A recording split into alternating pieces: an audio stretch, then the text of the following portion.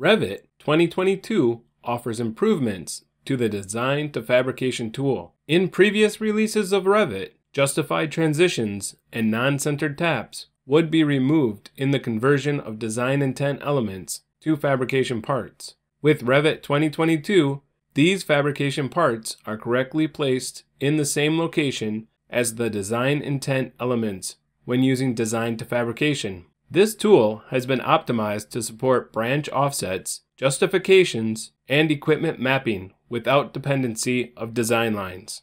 On the MEP Fabrication Part Browser, Group has been renamed to Palette. Performance has been improved when reloading configurations. Quick Connect lets you fill a gap between a fitting and another straight section. Dragging end connectors on straight sections in a fabrication layout will auto-fill connections, regardless of size.